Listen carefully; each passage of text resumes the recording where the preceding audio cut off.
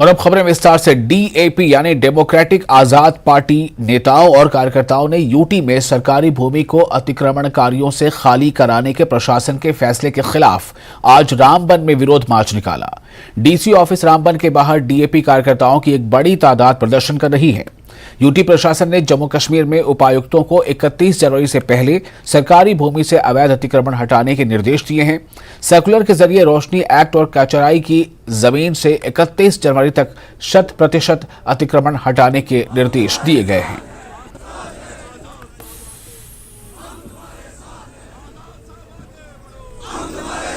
हमारी जमीन वापस दो, हमारी जमीन वापस दो।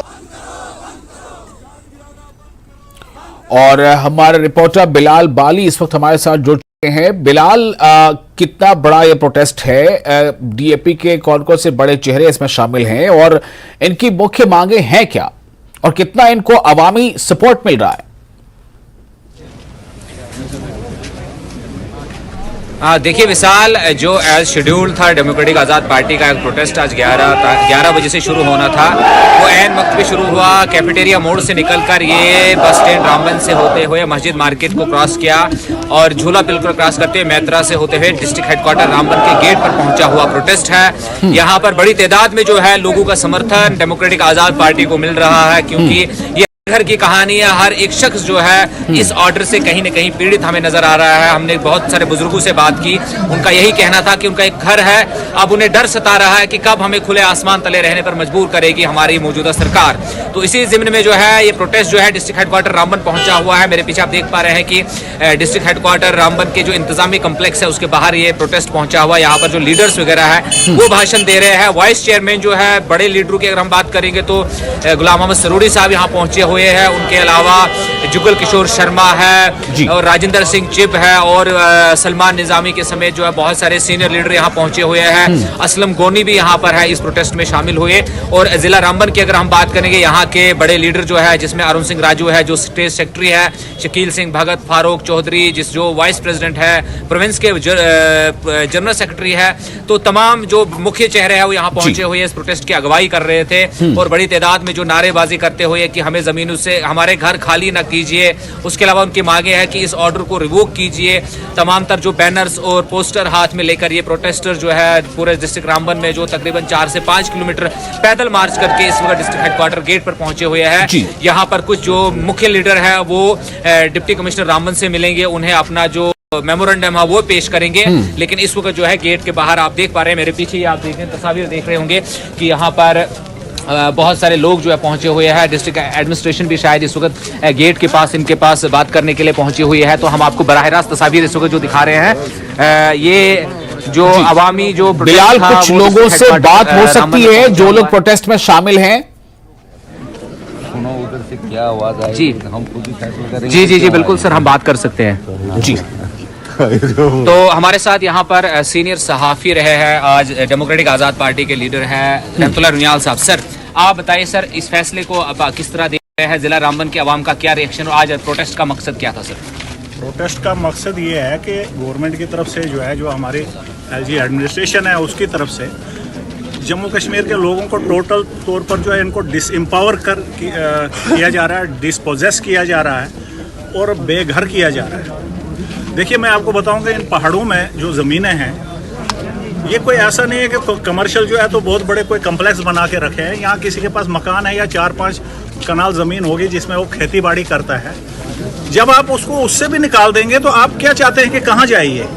इसके पास ठीक है, हम इस चीज़ के खिलाफ नहीं है कि आप जो है जिन्होंने 300, 400 कनाल जो है कब्जे करके रखिए, आप उनको निकालिए, हमें उससे कुछ नहीं है। लेकिन आपका आर्डर जो बोल रहा है, आपका आर्डर साफ तौर पर बोल रहा है कि 31 जनवरी तक आपने सबको निकाल देना है। तो जब निकाल देंगे तो रियासत की जो आधी आबादी है उसको कहाँ आप फेंक देंगे, कहाँ रखेंगे आप उसको? और ये जो है ये इस तरह से, और एक मैं ये बात साफ कर देना चाहता हूँ। यहाँ मैं आज एक न्यूज़पेपर पढ़ रहा था, मैं नाम नहीं लूँगा, ये वो लोग हैं कि जो सेलेक्टिव जो है वो देते हैं, उसमें जो है उन्होंने कहा कि नहीं, ये जो छोटे फार्मर हैं या छोटे जिनके पास, उनको नहीं निकाला जाएगा, उनको डरने की। तो आप क्लियर आर्डर ले आइए ना, ऑर्डर आप कवीट डालिए उस ऑर्डर में कि भाई हाँ छोटे किसान हैं या छोटे जिनके पास कम है उनको नहीं निकाला जाएगा। ऐसा तो कुछ भी नहीं है। आपका ऑर्डर जो है वो तो टोटल मतलब ब्लैंकेट ऑर्डर है कि भाई इन सबको निकाल देना है। देखिए मैं आपको बताऊंगा, जो बड़े बड़े जिनके पास 300 400 कनाल है, हो सकता है वो कोर्ट में भी जाएंगे, कोर्ट में लड़ सकते हैं। क्या ये जो है ये लोग लड़ सकते हैं कोर्ट में? हम में से कोई जो है कोर्ट में जा सकता है?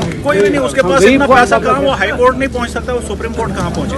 तो ये जिन लोगों के पास जो है अगर हजारों कनाल है या सैकड़ों हैं, उनको आप निकालिए, हम नहीं कहेंगे आपको। लेकिन इन जिनके पास 4 या 5 कनाल जमीन है या 5 में मकान है, उनको क्यों आप निकाल रहे हो?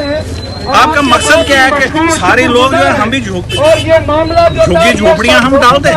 जैसे बॉम्बे में या दिल्ली में है झुग्गी झोपड़ियों में लोग रहते हैं, हम भी वैसे ही रहने लग जाए। देखिए मैं आपको बताऊंगा, महाराजा ने कानून जो लाया था जमीनों का 370 को अलग रख दीजिए, 35A जो था कि वो हमारी नौकरियां और हमारी जमीन है, उस पर जो है हमारा राइट था।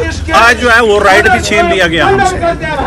अब हम जो है ही नहीं, जबकि 60 70 साल कई लोगों को 100 कनाल हो गए कि 100 साल हो गए जब कभी बंदोबस्त हुआ था, तब से उनके पास वो खालसा जमीन है जो सरकारी जमीन है। जब कभी 1930 में जो है ये जो इसका वो जो सेटलमेंट जो है वो कंप्लीट हुआ था, और कई ऐसे लोग हैं कि जिनके 1930 से लेकर आज तक उनके पोजीशन में है, उनको भी निकाल रहे हैं। ये कैसा कानून है? आप क्या अपने ही शहरियों के खिलाफ है?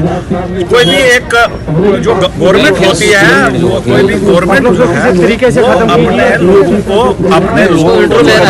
वो बसाती है, और यहाँ एक अजीब हो रहा है कि अपने ही लोगों को बेघर कर रहे हैं। ये कम से कम नामंजूर है। इसके लिए हम लोग लड़ेंगे सड़कों। बिलाल, फौरी तौर पर क्या इक़दाम चाहते हैं ये प्रोटेस्टर्स, ये प्रदर्शनकारी?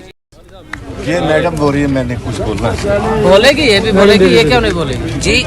जी विशाल में जी मैं ये पूछ रहा था कि फौरी तौर पर ये क्या चाहते हैं, मतलब सरकार से इनकी मुतालबात क्या हैं, फौरी तौर पर क्या चाहते हैं?